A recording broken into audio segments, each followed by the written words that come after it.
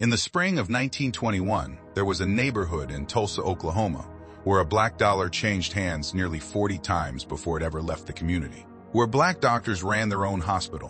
Where black families owned hotels, banks, movie theaters, and law firms. Where a black child could grow up believing there was no ceiling on what they could become. It was called Greenwood. The world called it Black Wall Street. In less than 24 hours it was gone, burned to the ground. Bombed from the air, hundreds of people killed, thousands left homeless in the middle of the night, with nothing but the clothes on their backs. For nearly a century, most of America wasn't taught this happened at all. This is the story of Greenwood, how it rose, why it terrified the people who watched it succeed, and what really happened during the darkest night in American economic history. To understand Greenwood, you have to understand the man often credited with its founding vision, Al Gurley. In 1906, Gurley, a wealthy black landowner, purchased over 40 acres of land in Tulsa and made a deliberate choice he would sell that land only to black buyers. In a country still living under the full weight of Jim Crow segregation, Gurley didn't just build a neighborhood.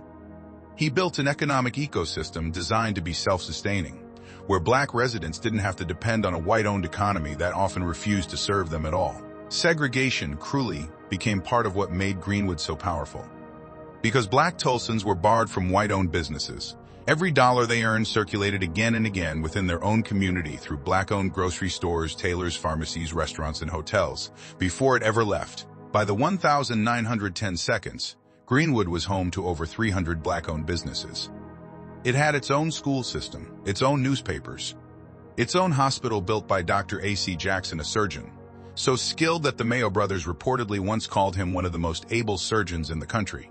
This wasn't charity, this wasn't a handout, this was black excellence, built brick by brick, in spite of a nation designed to hold it back.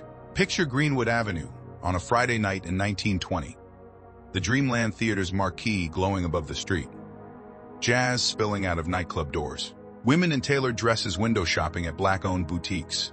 Men in suits discussing business over dinner at one of a dozen black-owned restaurants. There were two black-owned newspapers, the Tulsa Star and the Oklahoma Sun, reporting on local politics, business, and culture. There were black attorneys, black physicians, black real estate moguls. Some residents owned airplanes at a time when most Americans of any race had never even seen one up close. This wasn't an anomaly limited to Tulsa's black elite. Greenwood had domestic workers and laborers too, but even working-class black families in Greenwood often owned their own homes, something historically rare for black Americans anywhere in the country at that time.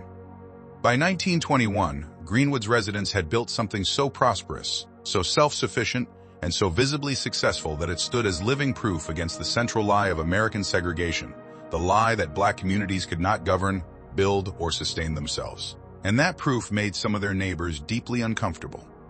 On May 30th, 1921, a young black shoeshiner named Dick Rowland entered an elevator in downtown Tulsa operated by a young white woman, Sarah Page. What exactly happened in that elevator has never been definitively established. The most widely accepted theory is that Rowland simply stumbled and accidentally touched Page's arm, and she screamed in surprise. But rumor moved faster than fact.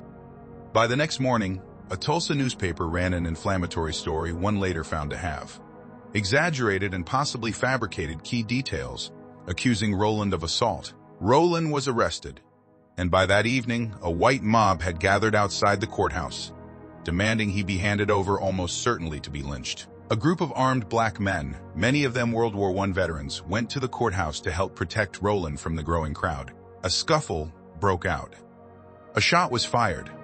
That single shot became the spark for one of the deadliest and most destructive acts of racial violence in American history.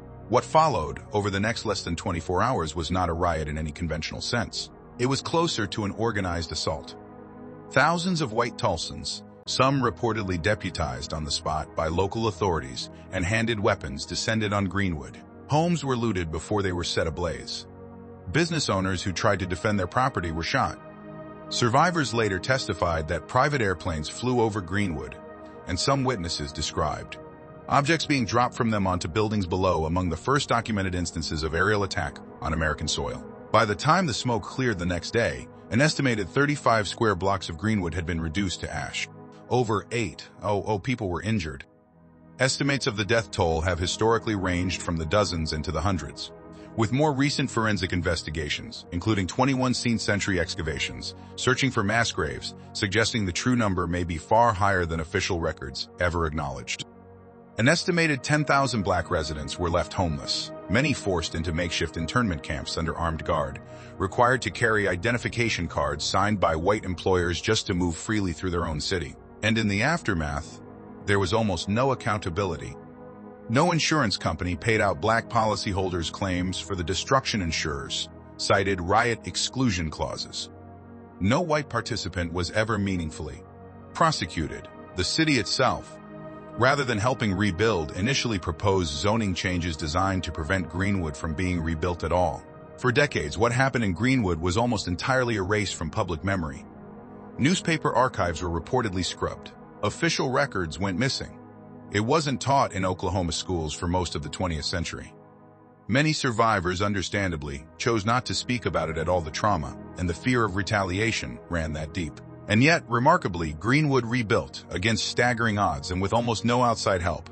Many residents returned and reconstructed parts of the district by the mid-1920s, a testament to the same resilience that built it the first time.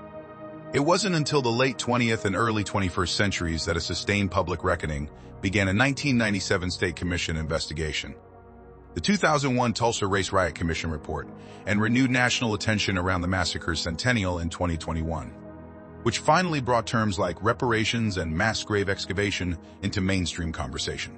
Today, only a handful of buildings from the original Greenwood district still stand. But the story, once nearly erased entirely, is finally being told. Black Wall Street was never just a nickname. It was proof built by people who had every reason to believe the system was against them, and who built something extraordinary anyway. Its destruction wasn't an accident of history. It was a direct response to that success. And the near-total erasure of this story from American memory for almost a century wasn't an accident either. Remembering Greenwood isn't just about mourning what was lost. It's about refusing to let that erasure win a second time. Thank you for watching, and I'll see you in the next one. Don't forget to like this video, subscribe, and turn on that notification bell so you never miss the next one.